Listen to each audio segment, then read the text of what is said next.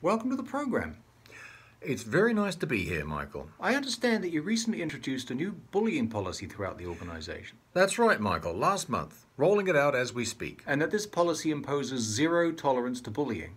Absolutely correct. So, how do you enforce this policy? Simple. Bullying behavior is grounds for instant dismissal. Instant, or what about verbal warnings or written ones? Well, warnings give the wrong sort of message, Michael. Wrong sort of message? Totally wrong. Can't have warnings.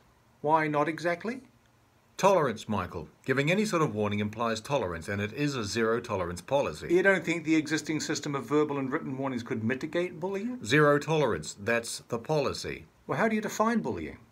I don't. The policy does. Fair enough. How does the policy The define? use of force, coercion, or threat to abuse, aggressively dominate, or intimidate. So, how do you enforce such a policy without resorting to something like bullying yourself? Well, that's simple. We don't give them any warnings. I already told you that. How does that help? Well, the essence of bullying behavior is that it happens repeatedly over time. Ours doesn't. One strike, you're out. One strike. Yes, indeed. Zero tolerance. You seem unclear on the concept. How does one strike happen repeatedly?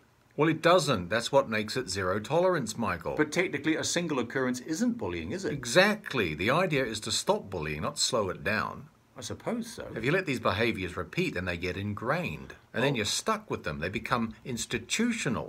Then you're really in the poo. We nip it in the bud. So, how long will this policy be in effect? Oh, years, I hope. Decades. Should see me through to retirement anyway.